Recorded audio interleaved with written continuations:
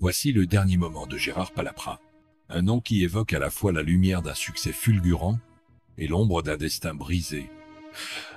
Avant de mourir, des rumeurs étranges ont circulé. Certains disent qu'il serait tombé d'une hauteur, d'autres parlent d'un accident mystérieux, voire d'un geste désespéré. Personne ne connaît la vérité. Ce silence autour de sa mort glace encore le sang de ceux qui l'ont aimé, car Palaprat n'était pas seulement un chanteur, il était la voix d'une époque, celle qui croyait en la force des rêves et de l'amour libre. Dans les années 1970, il a marqué la scène musicale française, avec une intensité rare, portée par sa chanson mythique « Fais-moi un signe ». Ce titre est devenu une sorte d'hymne pour une génération en quête de réponse. Mais derrière le sourire et la voix puissante se cachait un homme tourmenté, déchiré entre la gloire et ses propres démons. Personne ne parle de ce qui s'est vraiment passé dans ces dernières années, ses combats contre l'oubli, la solitude et ce besoin irrépressible de revenir sous les projecteurs, coûte que coûte. Il avait cette aura de poète maudit, celui qu'on admire mais qu'on ne comprend pas. Et peut être que cette incompréhension a contribué à précipiter sa chute, au sens propre comme au sens figuré. Son histoire est celle d'un artiste qui a touché le ciel avant de s'écraser brutalement. Et c'est ce paradoxe qui rend son destin si fascinant. La fin tragique de Palaprat ne fait que renforcer le mystère entourant sa vie. Était-ce un accident? Était-ce un ultime appel à l'aide? Nous allons plonger dans ce récit pour démêler la légende de la vérité, explorer les coulisses d'un parcours où succès, scandale et secrets se confondent. Gérard Palaprat, né en 1950, était l'un de ces artistes qui portaient dans leur voix la flamme d'une époque. Les années 1970, en France, étaient traversées par des vagues de changements culturels, sociaux et musicaux. Alors que le rock progressif et la chanson à texte prenaient de l'ampleur, Palaprat réussissait un pari presque impossible. Séduire à la fois la jeunesse et un public plus adulte, grâce à une voix singulière, empreinte de sensibilité et de force. Fais-moi un signe, sorti en 1971, n'était pas qu'une simple chanson d'amour. Ce morceau, avec son refrain, quasi mystique, incarnait une quête de sens, une demande d'éclairage dans un monde en mutation. La mélodie, à la fois douce et puissante, capturait l'esprit du temps. Une France entre révolution culturelle et besoin de repères. Ce titre, qui a fait le tour des radios, reste aujourd'hui encore un classique de la variété française. Mais Gérard Palaprat n'était pas qu'un simple chanteur à succès. Derrière cette façade se cachait un homme passionné, parfois imprévisible, et profondément marqué par les épreuves de la vie. Dès son enfance, il montrait un intérêt pour la musique et le théâtre, mais ses ambitions se heurtaient à un milieu artistique souvent impitoyable. S'il a connu des succès précoces, la célébrité n'a jamais été un chemin pavé de roses. Les maisons de disques attendaient toujours plus de lui, les médias scrutaient ses moindres gestes, et le public ne pardonnait jamais la moindre erreur. La carrière de Palaprat n'a pas suivi une ligne droite. Après le triomphe de ses premiers titres, il a connu des périodes de creux, marquées par des choix artistiques audacieux mais incompris, des désaccords avec des producteurs, et parfois une absence de soutien de l'industrie musicale. C'est cette alternance entre gloire et oubli qui a forgé la légende de cet artiste maudit. Sur le plan personnel, Gérard Palaprat vivait intensément. Sa vie sentimentale était tumultueuse, parfois scandaleuse aux yeux d'un public encore attaché à une image d'artiste sage. Certains proches parlent de ses excès, d'une personnalité passionnée mais tourmentée. L'homme derrière la scène n'était pas toujours celui que les fans croyaient connaître. Le thème qui domine cette histoire est celui de la chute après l'apogée. Comment un homme qui a touché les étoiles peut-il se retrouver dans l'ombre, oublié de l'industrie qui l'a tant marqué? Et surtout, que s'est-il réellement passé lors de ces derniers jours? Car la mort de Palaprat, en 2018, est entourée d'un voile de mystère. Les journaux ont parlé d'un accident, certains évoquant une chute depuis une hauteur. Mais aucune version officielle n'a jamais apaisé les rumeurs. Il faut aussi comprendre que Gérard Palaprat était quelqu'un qui n'aimait pas se conformer. Ses choix artistiques le prouvent, il osait aller à contre-courant, refusant parfois les compromis commerciaux. Cela lui a coûté des contrats, mais cela a aussi renforcé son image de musicien sincère et entier. Dans ce cadre, notre histoire ne se limite pas à retracer les étapes d'une carrière. Elle explore les zones d'ombre, les échecs, les rumeurs de dépression, les conflits avec ses proches et ses producteurs. Et bien sûr cette question obsédante. Quel signe voulait-il nous laisser avant de disparaître? Il y a des destins qui semblent écrits dans la lumière, mais qui se terminent dans une ombre presque irréelle. Celui de Gérard Palaprat en fait partie. L'histoire commence avec un jeune homme passionné, prêt à tout pour vivre de sa musique. Ses débuts sont modestes, mais très vite, sa voix et son charisme captivent. Lorsque Fais-moi un signe sort en 1971, c'est une révélation. Le morceau grimpe dans les classements, les radios le diffusent en boucle, et Gérard devient le symbole d'une génération en quête de sincérité et de spiritualité. Événement initial. L'explosion de la gloire. Palaprat est invité sur les plateaux télé, donne des concerts devant des salles combles. Les critiques saluent son talent, mais déjà, une tension invisible se dessine. L'industrie musicale veut le façonner, le transformer en produit commercial, alors que lui veut rester fidèle à son art. Cet affrontement entre authenticité et exigence commerciale ne cessera jamais de le hanter. Développement, les premières fissures. Après le succès fulgurant de ses premières chansons, Gérard Palaprat tente de se renouveler. Il compose, expérimente, cherche à s'émanciper des attentes du public. Mais les ventes ne suivent pas toujours. Des tensions apparaissent avec ses producteurs, qui lui reprochent de prendre trop de risques. La presse, qui l'avait porté au nu, commence à s'interroger. Le jeune prodige serait-il en train de se brûler les ailes? Dans sa vie personnelle, Palaprat n'est pas épargné. Ses histoires d'amour se succèdent, souvent passionnées, parfois destructrices. Il vit intensément, sans jamais connaître le repos. Plusieurs témoignages évoquent un artiste habité par une forme de mélancolie, comme s'il savait déjà que sa carrière serait un combat permanent contre l'oubli. Scandales et rumeurs. Les années 1980 et 1990 sont difficiles pour lui. La scène musicale évolue, les modes changent, et Gérard Palaprat peine à retrouver la même aura. Certains médias évoquent ses excès, d'autres insinuent qu'il souffre de solitude et d'angoisse. Des rumeurs parlent même de conflits familiaux ou financiers. Lui, fidèle à son tempérament, ne se justifie jamais. Il préfère se retirer dans le silence, loin des caméras. L'événement inattendu, le retour improbable. À la surprise générale, Gérard Palaprat tente un retour au milieu des années 2000. Il donne quelques concerts, ravive la flamme de ses fans de la première heure. Les nostalgiques l'accueillent avec émotion, chantant en chœur « Fais-moi un signe ». Mais ce retour ne suffit pas à relancer complètement sa carrière. Le monde a changé, et les jeunes générations ne connaissent plus son nom. Pourtant, chaque fois qu'il montait sur scène, il rappelait à tous pourquoi sa voix avait marqué l'histoire. Point culminant. Les derniers jours, puis vient 2018. Les dernières années de Gérard sont marquées par un certain isolement. On parle d'un artiste fatigué, fragilisé par des problèmes de santé et des déceptions personnelles. Et soudain, la nouvelle tombe. Gérard Palaprat est mort. Les circonstances restent floues. Certains articles mentionnent une chute accidentelle, d'autres évoquent un geste désespéré. Aucun communiqué officiel ne mettra fin aux spéculations. Ce moment brutal devient le point culminant de son histoire.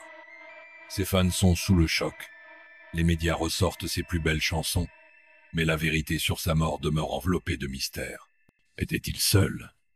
Était-il en paix avec lui-même? Ou bien cette disparition tragique est-elle l'ultime écho de ses démons intérieurs?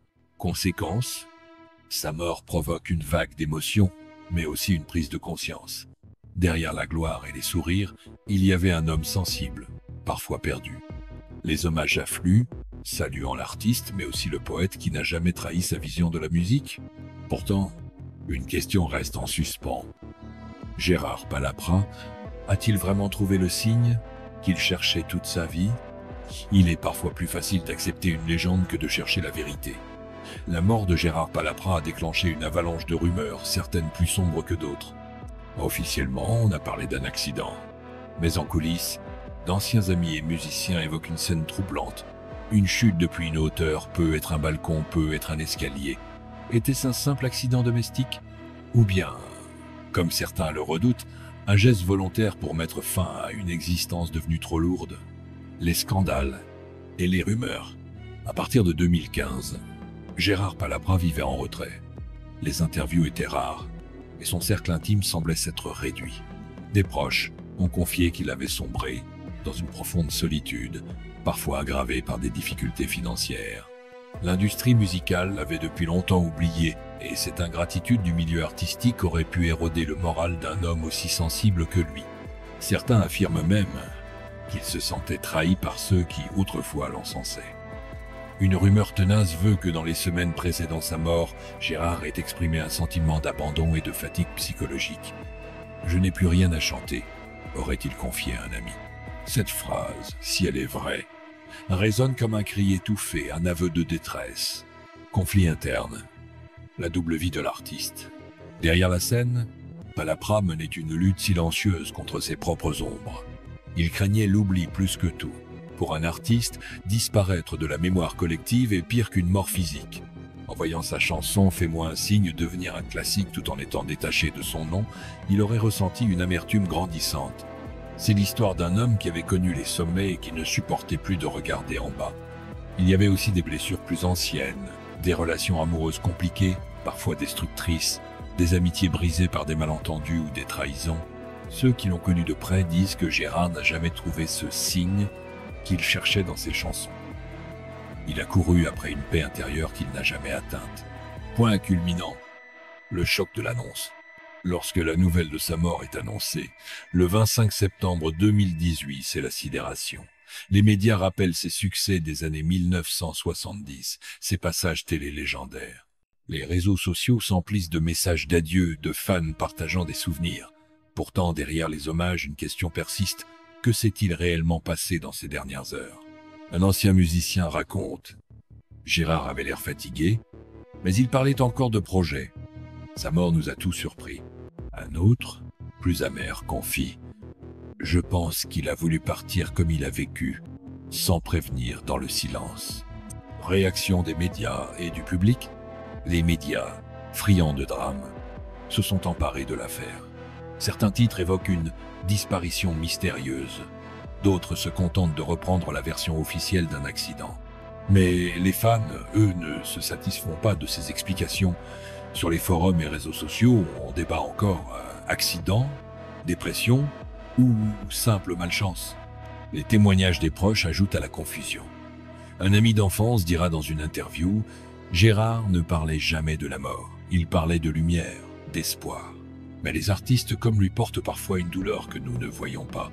Les émotions réelles, les moments en coulisses. Les coulisses de sa vie sont remplies de moments intenses. Des nuits blanches à écrire des paroles, des disputes passionnées avec des producteurs, des rires éclatants avec ses musiciens. Ce contraste entre le Gérard public et le Gérard privé est frappant. Sur scène, il semblait invincible. Dans la réalité, il était fragile, presque vulnérable. En explorant ces dernières années, on réalise que Palapra était un homme en quête de sens, tout comme dans sa chanson fétiche. Peut être que sa mort, tragique et incomprise, est le dernier signe qu'il nous envoie. Celui d'un artiste qui n'a jamais cessé de chercher la vérité. Que penser aujourd'hui de Gérard Palapra? Était-il un simple chanteur des années 70 ou un artiste visionnaire dont la sensibilité a été mal comprise? Notre chaîne veut aller plus loin que les clichés. Derrière le tube « Fais-moi un signe », il y avait un homme qui portait une quête presque mystique, un besoin vital de connecter le monde à quelque chose de plus grand que lui. L'opinion dominante est de se souvenir de lui comme d'un chanteur d'un seul succès. Mais réduire Palapra à cela serait une erreur. Son œuvre contient des chansons empreintes de poésie, de mélancolie et de sincérité qui méritent d'être redécouvertes. Gérard n'était pas un produit calibré par l'industrie, mais un artiste qui osait, quitte à perdre sa place dans le système. Nous pensons aussi que l'oubli cruel auquel il a été confronté dans ces dernières années est symptomatique d'un problème plus vaste.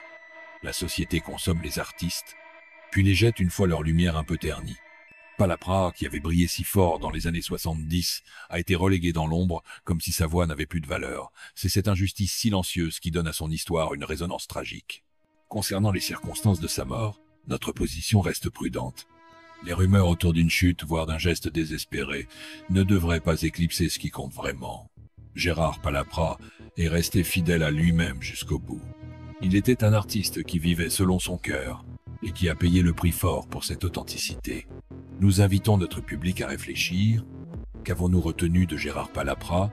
Un refrain entêtant, un visage sur une vieille pochette de disque, ou la trace plus profonde d'un homme qui, derrière les projecteurs, cherchait simplement à faire signe au monde?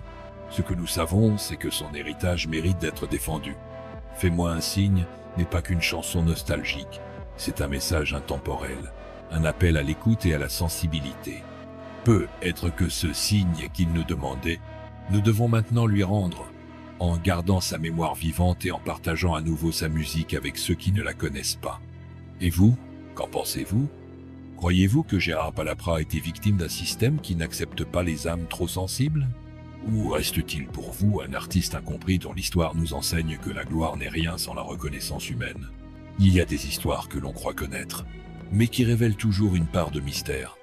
Celle de Gérard Palaprat en fait partie. Lorsqu'on réécoute Fais-moi un signe, on ressent cette vibration unique, comme si chaque note portait une supplique. Ne m'oubliez pas. Et pourtant, le temps, impitoyable, a fini par éteindre les projecteurs, laissant son nom flotter dans les souvenirs d'une génération. Aujourd'hui, en parlant de lui, nous rallumons cette lumière. Palaprat, c'était la voix de la jeunesse des années 70, la bande-son de milliers de premiers amours, de rêves de liberté. Sa carrière fulgurante, puis sa disparition silencieuse, forment une histoire à la fois belle et cruelle. Belle, parce qu'il a laissé une empreinte indélébile. Cruelle, parce qu'il n'a pu être jamais senti l'amour et la reconnaissance à la hauteur de ce qu'il méritait. On imagine ce qu'il ressentirait en voyant des fans chanter encore ses paroles aujourd'hui. Peut-être sourirait-il, peut-être aurait-il les larmes aux yeux. Ce qui est certain, c'est que son art continue de vivre, de vibrer dans les mémoires. Sa mort, aussi mystérieuse soit-elle, ne doit pas effacer ce qu'il a été. Un poète, un rêveur, un homme entier. Il y a des histoires qui n'ont jamais été racontées. Mais maintenant, vous les connaissez.